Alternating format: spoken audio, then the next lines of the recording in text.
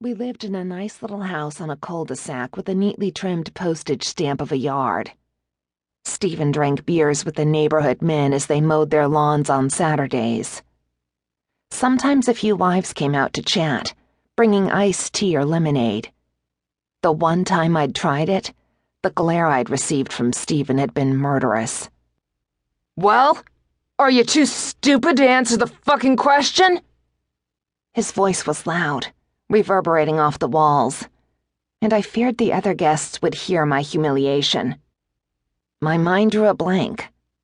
What could I say or do to make his pain and anger at our childless marriage better?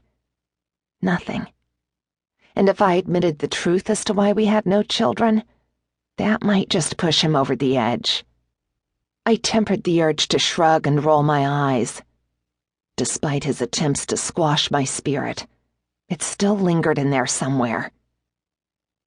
"I'm sorry, Stephen." He blew out a breath of disgust, whiskey, fried cod, and garlicky potatoes coming with it. I swallowed a gag and instead feigned an itch on my nose to keep my reaction from being visible. "I'm sorry? Is that all you can say? I'm sorry?" Stephen laughed bitterly. 8 years and nothing to show for it. You've been a waste of my time." Beverly nodded her agreement. If only they were aware. Stephen would have probably killed me. After the abuse started, I knew I couldn't bring children into the world. Not with Stephen. I was so miserable, I couldn't bear the thought of subjecting an innocent child to it. I visited the women's clinic on campus. They gave out birth control like it was candy, no questions asked. I'd had a steady supply ever since, my one saving grace. "Get out of my sight!" Stephen roared. Head down, I wasted no time scurrying from the chair and out of the sitting room. Our hostess stood in the hallway wringing her hands. When I rushed out, Mrs. Lamb opened her mouth to say something, but I shook my head. There was no need for her comfort or offer. I was embarrassed enough as it was.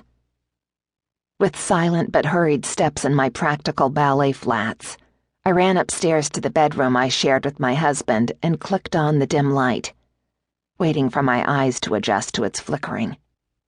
I gazed into the aged bureau mirror. A stranger stared back at me. She wore her long, wavy red hair hidden well in a tight bun at the nape of her neck.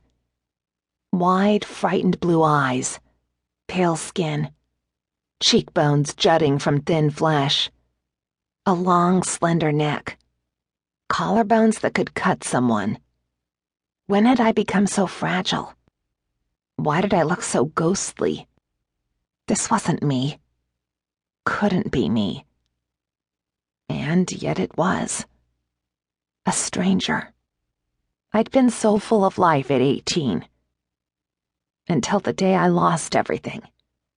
And thought I'd gained a loving husband. A plane crash. Both parents and younger brother gone in an instant. I had no grandparents. My father was an only child, and my mother's sister was always in and out of rehab for one drug-related abuse or another. That left me. Alone. Now I was dressed in clothes suited for someone well beyond my 26 years. A frilly collared maroon blouse, buttoned at the wrists, and an ankle-length beige pencil skirt. I looked like my grandmother, what I could remember of her. Beneath the prim clothes was an even primmer pair of white underwear and a white no-nonsense bra.